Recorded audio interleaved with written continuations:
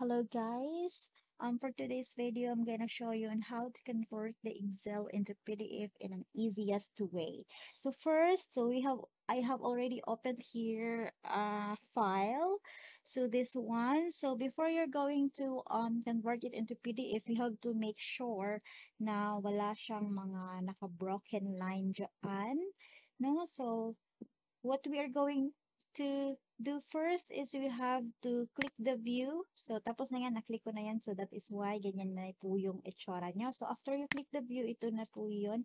So, we just need only page 1. So, if you need page 2, 3, so you're going just to this one.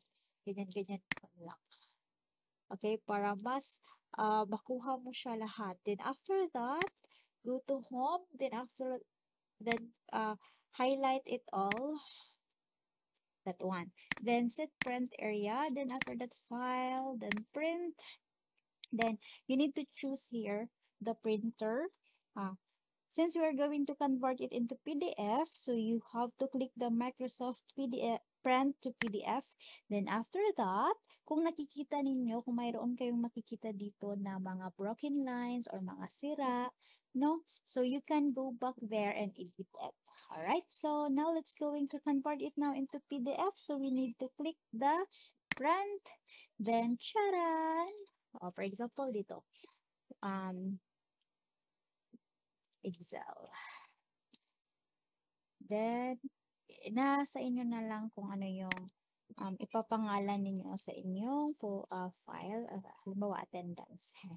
Attendance, yan. Attendance 1. Okay. Then, you have it there already kung saan nyo siya sinisave dito sa downloads ko attendance. So, yan. Naka-convert na siya into PDF. Thank you so much for thank you so much for watching my video. So I hope you like it, and please do not forget to like and subscribe, and please comment down below kung mayroon pa kayong mga nalilituhan tungkol dito. Alright, thank you so much and goodbye.